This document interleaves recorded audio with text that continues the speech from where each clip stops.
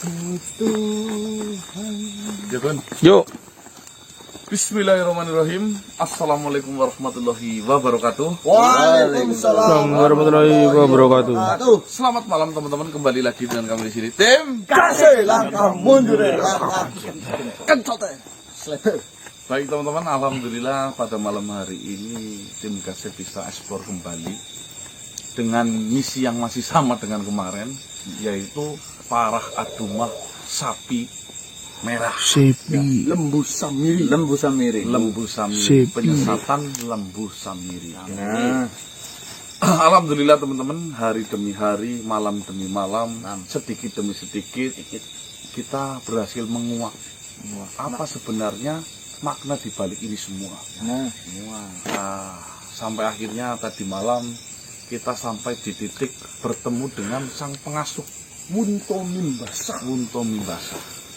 Beliau adalah yang diutus oleh Ayahanda Bagus Mungkur Hanjangkebi untuk mengasuh atau menolong itu Ya, menolong dan mengasuhnya. menolong dan mengasuh si Garja Marwang Dan si Puspita. ketika memang mereka sudah bertempat tinggal namun diusir karena mereka itu ketahuan menikah sedara yang mengakibatkan banyak sekali musibah. Dengan harapan almarhum Bagus Mungkur mengutus Wunto Mimbasa, mereka perlahan demi perlahan mengenal dengan ilmu agama sampai akhirnya mereka itu sadar bahwasanya apa yang mereka lakukan itu memang salah. Namun usut punya usut, bukan sadar yang didapatkan, malah justru pembangkangan teman-teman. Memang si Garja Marwang itu bajingan tengik nyangkakan. saya nggak bilang ya. Saya yang bilang lah, saya nggak terima ya. Garja Marwang memang itu punya kelainan mungkin ya, di mana dinasehati ilmu agama bukan diresapi, namun banyak sekali pertanyaan. Tolak mentah-mentah malah. Iya. Sampai akhirnya si Garja Marwang karena sudah risih kupingnya selalu dinasehatin, dia itu memutuskan untuk pergi Mencari agama baru, mencari agama baru. Ketemulah dengan si Lembu Samiri itu teman-teman. Jadi kalau diurut-urutkan memang seru ya. Seru. Apalagi jenengan nontonnya nggak di skip-skip. Apalagi itu jangan di-skip itu. Itu memang banyak sekali pelajaran-pelajaran yang tersisip di dalam perjalanan tim Gase kali ini ya. Apalagi mengenai sebuah kepercayaan atau mungkin bisa di apa namakan kok sekte sesat, bukan mas. Itulah ya. Itulah. Dan si Wunto Mimbasa juga sempat berbicara bahwasanya siapa dalang dibalik dari Lembu Samiri. Namun sampai sejauh ini Wunto Mimbasa itu belum mengetahui. Namun hanya mendapatkan satu informasi, yaitu sang pembuat patung Lembu Samiri. Betul. Ya, di mana patung itu memang dipesan melalui makhluk seniman malah online. Itu di wilayah apa, Man? Di wilayah Labansari. Di wilayah Labansari. Desa Namanya Seniman. Wahor Wiransa. Mahor.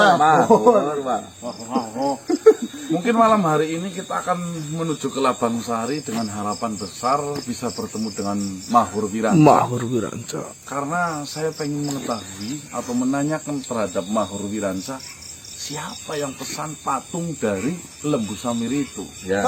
Nah, mungkin dari situ mereka akan terbongkar teman-teman. Nah, betul. Tahuan siapa yang menjadi dalang di balik Lembu Samiri.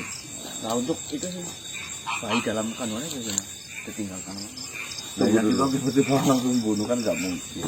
Memang itu bahaya sekali jika anak yang digadang-gadang akan menaiki patung Lembu Samiri, anaknya si Garja Marwang dan Puspita, itu sebisa mungkin jangan sampai lahir dulu. Iya. Kita harus menyelesaikan ini dulu. Betul. Kalau sampai lahir, wah, kejayaan milik dia nanti. Kita walang asri. Dalam kerugian. Yuk, bismillahirrahmanirrahim. Bismillahirrahmanirrahim. Tim Kasih langkah mundur, langkah kencot. Wah, Jam 18.20 jenengan nyanding susu. Jangan di-skip tapi sholat terlebih dahulu. Tapi susu, cemilan dan makanan ya, Lur. Ya. Susu. ya. Stop. Sabar. Dos. Patahin dos. Selamat datang di Labansari yang sering dijuluki kampung seni. Oh. Selamat datang. Berarti kita sudah sampai di desa seni ini. Benar sekali, ini adalah kampung seni. Alhamdulillah. Berarti kita sudah sampai dos. Memang dari jauh saya lihat ada banyak patung, lukisan yang dipajang-pajang. Banyak pahatan-pahatan, banyak pernak-pernik. Itu adalah pembuatan asli dari sini. Kalian tidak mungkin salah jika ingin membuat ukiran atau pernak-pernik atau apapun itu. Semuanya bisa dilakukan di kampung seni ini. Assalamualaikum. Selamat datang di Labansari. Kalian dari daerah mana ini? Kami dari Banyumas. Banyumas. Ya. Saya rasa saya baru mendengar Banyumas. Oh, memang jauh. Tapi tidak masalah. Kalian datang tentunya ingin mencari sesuatu yang kalian inginkan. Ya, betul. Tapi Tapi saya baru ada golongan manusia yang sampai ke daerah ini. sebelumnya nggak pernah ada mondel. Biasanya bangsa-bangsa seperti kami yang sering memesan ada ukiran. Apa saja yang mereka pesan? Banyak sekali. Bang, ini manusia setengah jin soalnya. Iya. Kebetulan iya. Ini siluman luwak pereng gitu. Iyain aja. Kalian cari apa? Mau mencari pahatan yang berbahan dari batu, berbahan dari kayu, berbahan dari kertas? Pahatan? Iya, Logam juga bisa semua.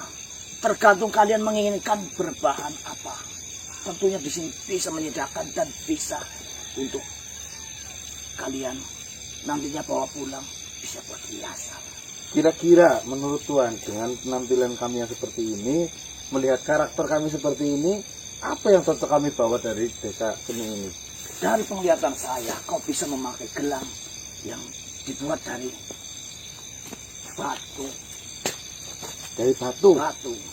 Kau bisa membuat, kau bisa memakai kalung yang terbuat dari kayu sangat langka. Dan kau bisa memakai tutup kepala berbahan Bulu burung mungkin ya? kulit-kulit hewan mungkin bisa. Oh, Gelem. ya memang kepala suku dia. Kebetulan di Banyumas itu kepala sukunya dia. Ya. Kau bisa lihat sendiri itu di belakang banyak sekali ukiran-ukiran yang dari itu sebelah sana. Itu dari yang kulit singa. Itu dari Kulit singa. oh, Tuan. Ya, bagaimana? Seperti ini. Saya itu sebenarnya bukan saya yang pesan. Namun saya disuruh sama saudara saya untuk mengambil atau memesan. Oh, iya. Saya paham sekali. Paham. Itu menuju ke seniman yang bernama Mahur Wiranca. Mahor Wiranca. Ya. Tepat sekali. Kebetulan yang kau cari itu saya, Mahor Wiranca. Salam Mahur kenal. Wiranca itu nyenengan. Iya. Kau bernama siapa? Kanang. Kanang. Mahor Wiranca. Alhamdulillah. Alhamdulillah ya. Benar sekali. Tepat sekali yang kalian cari ada di depan mata kalian. Sungguh. Tidak usah repot-repot kau berjalan jauh-jauh masuk lebih dalam. Kalian sangat beruntung. Iya. Untung saja saya sedang berjalan di belakang melihat kalian. Apakah boleh saya tanya-tanya terlebih dahulu? Silakan. Kalian mau bertanya apa? Ya mengenai seni. Saya Kira-kira karya apa yang paling hebat yang pernah jenengan buat? Saya bukan berarti besar kepala atau sombong. Ya. Banyak sekali yang datang pasti mencari Mahor Wiranca. Itu saya. Banyak sekali saya membuat kuda menggunakan pahatan kayu. Oh, Kayu itu berumur ribuan tahun. Sudah pernah membuat seperti patung kera dengan batu Saya juga pernah. Berarti yang pesan di sini bukan hanya melihat dari bentuk ataupun hasil karyanya, namun dari bahan yang digunakan Bahan juga. yang digunakan. Yang dicari itu bahan yang digunakan. Biasanya itu tidak semua yang di sini bisa membuat dari bahan, misalkan kayu tidak bisa. Tapi Mahur Wiranca, apapun yang dipesan dari pemesan itu Iya. ingin menggunakan bahan apa, saya langsung lakukan dan bisa. Itu pun tidak mungkin mengecewakan kalian. Ya, Itu semua bakat Dan yang luar murah biasa. sekali. kira-kira jenengan pernah nggak dipesan patung berbentuk sapi? Lembu. Ya, Sapi. Sapi. Oh, pernah. Oh, pernah. Bentuk sapi. Kayak apa bentuknya itu? Sapi. Ya. Dia memiliki mata. Ada telinga yang kecil. Ya, bahannya dari apa itu? Itu. Itu Ya. dari ini kayu dan batu disatukan. Alah. Iya, itu kayu dan batu disatukan. Itu dulu, oh iya benar, berwarna biru kecoklatan, membuat biru kecoklatan. Iya, itulah yang membedakan dari pembuat seni, yaitu saya. Yang kami tanyakan bukan ciri-ciri pada umumnya, namun ada ciri-ciri khususnya yang patung sapi yang pernah kamu buat. Iya itu. Itu yang memesan siapa namanya? Memesan patung sapi itu. Ya waktu itu siapa sih namanya? Yang memesan itu Sultan Suseno. Suseno. Dia itu sultan yang sangat kaya. Buat apa patungnya katanya? Dia memesan patung itu buat di kamarnya. Oh iya. Di kamarnya. Oh, buat pajangan. Ya di kamarnya dan juga Ah. buat anaknya. Oh iya. Itu. Pesen berapa patung? 600. Itu dibuat dalam satu malam. Iya. Matur nuwun. Lain kali saya Apa? pesan ke jenengan.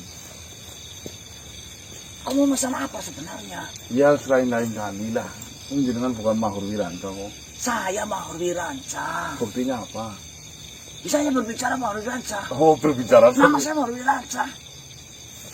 Sumpah. Ya.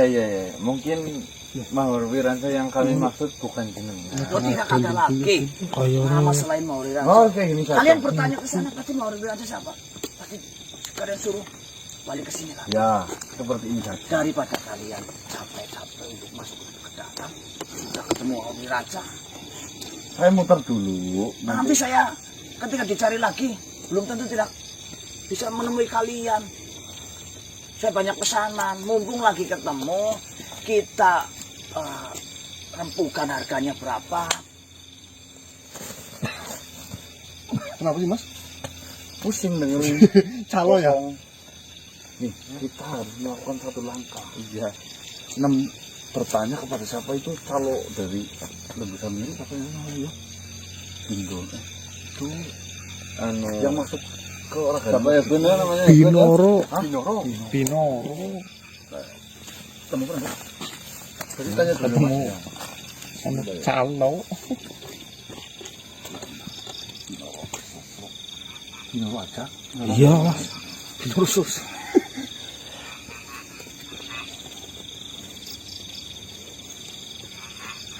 Itu kemantungnya Pak. Ini saya nggak tahu itu. Cerewet lah mas itu loh.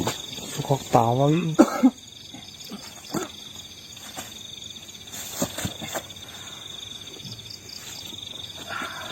Selamat malam Binoro. Bagaimana kabarmu, sehat? Ingat ya, Itu. dan luar biasa. Tunggu dulu. Duduk dulu. Saya yakin kalian sudah berubah pikiran dan kalian sudah mantap untuk mengikuti ajaran dan masuk kepercayaan kami. Saya butuh pertanyaan agar semakin mantap hati. Ya percuma kalian di agama muslim yang tidak jelas, yang setiap doanya selalu hilang di bawah angin. Iya, nanti saya potong sapi. Ini untuk memantapkan, tapi kamu harus jawab sepenuhnya. Apa yang ingin kalian tanyakan? Kok kemarin mengatakan kepadaku bahwasannya ada utusan Tuhan berbentuk patung, dia bernama Lembu Samiri. Ya, benar. Nah, kira-kira patungnya itu seperti apa sehingga saya itu gampang membayangkan, sehingga saya gampang untuk mempercayainya. Oh, kalian bertanya bentuk patung utusan dari Tuhan yang selalu mengabulkan doa-doa ataupun menyalurkan doa yang kita panjatkan di hadapan patung itu kepada Tuhan. Ya. Gampang. Kami kan perlu mengenal junjungan kita sebelum masuk ke dalam kan. Seperti ini. Patung itu berwujudkan sapi yang berwarna merah. Iya. Lalu sapi itu ataupun patung itu kakinya tidak lengkap. Akhirnya tidak lengkap. Ya, satu kakinya itu tidak ada. Kaki depan belakang. Berarti cuma kakinya ada 3. Kakinya ada 3 dalam posisi duduk. Kaki depan yang tidak ada yang. Kaki yang belakang. Oh, yang belakang. Jadi misalnya sapi kan duduk kayak gini. Ya. Nah, ini ada kaki, yang ini nggak ada kakinya. Oh, berarti cuma sebadan ini. Badan sama kaki depan. Oh. 2. Terus apa lagi? Sapi itu ataupun patung Lembu Samiri itu memiliki tanduk yang terbuat dari besi menjular ke atas dan runcing. Besi panjang, Runcing. tanduk, Ya, kanan dan kiri. satu saja. Oh, tanduknya di sini. Ya. Lalu sapi itu mengenakan sebuah kalung. Nah, dari kalung itu ada lonceng dan cawan sebagai bandulnya. Warna merah, kakinya cuma 3, ada tanduk di tengah berarti. Ya, namun di sini yang lebih indahnya matanya itu berwarna biru. Nah, itu kan saya udah semakin gampang untuk menggambarkan. Tapi kenapa itu sih apa kalungnya? Biasanya kan kalau sapi hanya lonceng itu ada cangkir apa cawan yang dikalungkan itu apa sih mas? Ya, saya tidak tahu, saya tidak berhak untuk menanyakan itu. Karena Tuhan sendirilah yang menurunkan Lembu Samiri ini sebagai utusannya. Oh, Besi panjang, Besi panjang yang menjular dan runcing sebagai tanduknya. sebagai tanduknya. Dan juga mengenakan sebuah kalung yang berbandul lonceng dan cawan. terima kasih. Bagaimana kalian? Saya pikir nanti agar saya tidak timbul pertanyaan Ah. lagi. Nih, andai saja kakinya 4, dan mungkin saya langsung percaya. Ini kakinya 3 kok. Teman saya butuh waktu untuk mengagungkan junjunganmu ya. Nih, walaupun Lembu Samiri ini memiliki 3 kaki, namun itu adalah utusan yang dikirim langsung oleh Tuhan dan bisa mengabulkan semua dosa-dosa yang sedang kita panjatkan ataupun harapan-harapan yang kita inginkan. Ya, Buat apa kalian berlama-lama memikirkan untuk meninggalkan muslim kalian yang masih perlu dipertanyakan? Ya. Apakah kalian benar-benar muslim? Tuhan, kalau kita berangkat dari orang yang tidak beragama terus ketemu agama baru, mungkin tidak perlu pikir panjang, tetapi kita ada pengalihan di sini. Harus ada pikiran yang matang. Sudah jelas. Nah, udah. Kau jangan selalu memojokkan kami dengan agama yang kami sekarang. Malah Kami juga harus berpikir iya. pembandingan. Kan seperti itu. Kalau kamu kesannya maksa malah kami jadi ragu-ragu. Nih, soalnya kau kemarin tanya kepada saya, apa Tuhanmu nyata itu kan? Iya, apa Tuhanmu nyata? Ya nyata. Mana? Bukti nyata itu apa? Ada. Ada. Akal ada nggak? Akal ada. Mana? Dalam bentuk sebuah penyajian. Ya berarti kan akalnya nggak ada. Itu penyajian. Ada wujudnya apa enggak? Ya. Akal bisa diwujudkan dalam bentuk sebuah penyajian. Penyajian. Misalkan kita memiliki akal memikirkan sesuatu hal itu kan menggunakan akal. Iya, iya. Ya, saya yang tanyakan itu bukan hasil dari akal, namun akalnya ada. Akal itu sendiri. Kayak apa, Bu? Kalau penyajian itu adalah wujud dari akal, wujud dari hasil akal. Ya kan ada wujud dari akal. Kayak apa? Apa lojong apa? Seperti ini, seperti seolah-olah angin ada atau enggak. Kamu bisa merasakan, namun kamu tidak bisa melihat. Seperti itulah. Ya Contoh memang seperti kecilnya. itu. Ya, ya wis. Jadi Ya kamu seperti tidak itu. usah menanyakan Tuhan itu harus Ya, berwujud ya dan sudah, ada. seperti ini. Sama-sama kita, saya sendiri tidak pernah melihat Tuhan. Ya. Namun saya menyaksikan, melihat bahwasanya utusan Tuhan itu hadir dan mengabulkan setiap doa-doa yang kita panjatkan. Sedangkan utusan kalian itu mana? Bahkan di ajaran Muslim kalian harus masuk. Untuk ke ajaran Muslim itu harus bersaksi dulu bahwasanya utusanmu itu Muhammad. Kamu bersaksi atau tidak? Ini bersaksi. Mana? Kau melihat? Oh, maksudnya saksi melihat secara langsung. Tidak, tapi saya mengimani bahwasanya utusan Allah yaitu Kanjeng Nabi Muhammad benar-benar ada. Tapi di situ bukan mengimani, di situ tertulisnya saya bersaksi bahwasanya. Sudah, saya Kalau sekarang kan ini jelas, bisa saja saya bersaksi bahwasanya Lembu Samiri itu adalah utusan Tuhan. Saya menyaksikan, dia mengabulkan doa-doanya. Nah, ngaku kan bisa ngaku. Apa kamu tahu? Namun doa-doa yang selalu kita panjatkan waktu saya di ajaran Muslim itu tidak pernah dikabulkan, dan sekarang saya dikabulkan langsung oleh Tuhan melalui utusannya. Sudah saya katakan, adanya Tuhan mengabulkan doa itu dalam jangka waktu yang lama supaya para hamba-hambanya itu tahu akan proses untuk mencapai doa yang dikabulkan. Nanti itu. sampai mati tidak dikabulkan. Dan Lihat, saya sudah tua ini, sudah berumur seperti ini. Tunggu dulu, Mau saya sakit. Tunggu dulu, sakit. Cangkem. Nih, mau sampai umur berapa saya harus menunggu Tuhan mengabulkan doa saya? terserah kamu. Biarkan kami berpikir. Saya lama-lama sama kamu bosen ngomong terus. Kamu tuh bukan berusaha meyakinkan kami. meragukan kami. Malah jadi. semakin kau menekan seperti itu, malah meragukan. Harusnya jika kau jadi calo dalam Lembu Samiri, Saya bukan calo, saya hanya mengingatkan. Nah, Dan saya juga hanya memberitahu bahwasannya Tuhan yang kalian sembah itu tidaklah nyata. Doa-doa yang kalian panjatkan kepada Tuhanmu itu hanya akan dibawa angin lalu. Entah pergi mabit kemana. ya wis gak apa-apa. Oh, wis, tenang. Ada siksa kubur, ada. Memangnya kalian sudah pernah menyaksikan Ya, bahwasanya ada siksa kubur? Ya doanya mau buat mampet dia. Doanya mau buat mampet terus. Saya tunggu jika kalian sudah memutuskan. Karena kalian itu harus mengoleskan abu dari sapi merah ke dahi kalian. Nanti saya bantu. Kasihan itu ya. Apanya yang kasihan? Sapi merah. Sapinya dimatiin terus, dibakar terus. Ya kan sapi. Di Muslim pun sapi dijadikan kurban. Kambing dijadikan kurban. Kasihannya, kamu nggak kasihan pada sapi itu? Nah, itu kan dimakan, bukan dibakar. Nah itu kan sebagai alat sesembahan ataupun penyembahan kita, mensucikan diri kita untuk berhadapan langsung dengan sang utusan Tuhan. Ya, aku puyang. Lama-lama ini, kamu kayak guru IPS. Ya. Susah memang manusia. Apalagi yang ditanyakan? Udah. Balik.